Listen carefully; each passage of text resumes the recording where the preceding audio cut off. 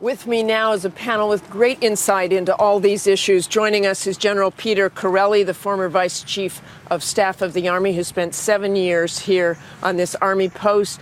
Nicholas Schmidle, a writer for The New Yorker, who's written so powerfully about post-traumatic stress, and Congressman John Carter, who represents this district of Fort Hood. General Chiarelli, I want to talk to you first about this because you dealt so much with post-traumatic stress, traumatic brain injury, suicides when you were in the Army. This one has to hit hard, and what does it say to you? Well, they all hit hard, and this is a horrible, horrible tragedy. I think even a bigger tragedy would be if the public at large came to the conclusion that everyone who returns from Iraq or Afghanistan who served in the military has these issues. We've got to understand the vast majority of our servicemen and women have been on multiple deployments, and return home unscathed. But can you have post-traumatic stress without seeing combat? Of course you can. I mean, we have people in the United States who have post-traumatic stress. It's estimated that 8% of the population in the United States will suffer post-traumatic stress at some time. So we're talking about Ivan Lopez, certainly as the shooter. Should he be viewed as a wounded warrior? I think you have to. If you really want to get the stigma associated with these problems, we have got to consider these wounds of war, when, in fact, a large majority of those we're seeing in the service today have served and served on multiple tours. Nick Schmidle, you wrote about Chris Kyle, the so-called American sniper who was killed by, allegedly by another veteran who was very troubled. He saw no combat. What lessons do you take from this and your time spent covering that Chris Kyle story?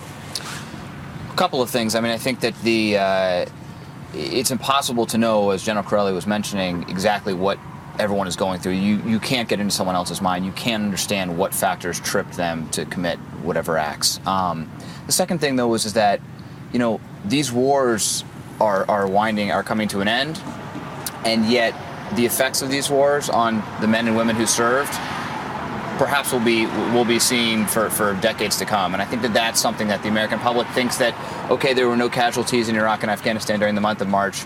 The American commitment is over, and it's far from over. But I want to read something from your piece by Phil Carter. You quote Phil Carter, who we just saw in my piece. This after war is just beginning, said Carter. He compared this period to the one following Vietnam. As Vietnam was winding down, demand for mental health services went up, homelessness went up.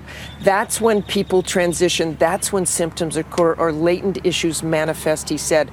War has a long tail. All right. What do we owe our service members? Well, I mean, I think that's if it would be horrific to imagine that you would send a young man or woman into Iraq or Afghanistan at the worst time of combat, ill-equipped for war. We would be horrified by that idea.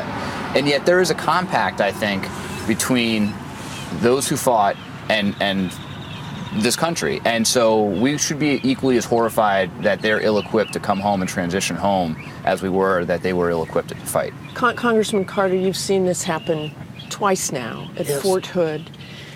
The lessons that he's talking about, and General Chiarelli as well, what are you seeing? I absolutely agree, and General Chiarelli and I have talked about this in the past.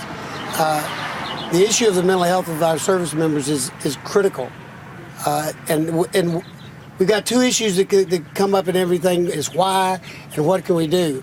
And what can we do is we have to provide more resources both at the DoD level and at the VA level, and that transition needs to be smooth. Because these folks, Pete's right, you can have post-traumatic stress in any ordinary job. It depends on the level of stress you can carry. Some can carry tons, others can carry none. But this soldier was receiving treatment.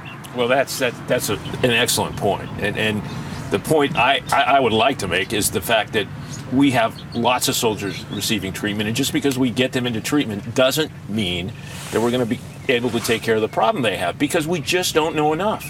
We don't know enough about post-traumatic stress. We don't know enough about traumatic brain injury.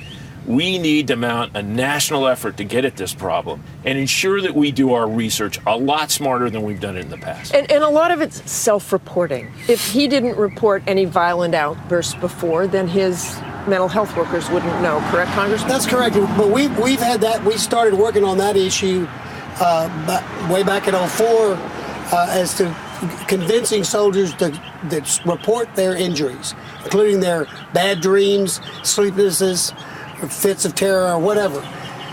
They felt it showed weakness. They were strong soldiers, and it kind of weakened their image. And it was a real fight, and the hierarchy in the Army did a real strong effort to get it done, and I think it's better. Don't you, General Chiarelli? I think it's better. I think they're stepping up now and saying, I got problems. You can't start without identifying your problem, and it can't be a pariah to identify. Just very quickly, Nick, as more troops come home, do you expect more problems? Inevitably, but they don't have to all be violent. I mean, there are just problems adjusting. And I think that the big issue as well is just individuals falling through the cracks, individuals coming back and having symptoms that don't quite register, that don't qualify them for long-term programs, but that do qualify them for attention. They don't get it, and this is what happened in the Chris Kyle story as well. And again, everyone with mental health issues is not prone to violence. We want to make that point. Thank you so much for joining us today, gentlemen. A great conversation.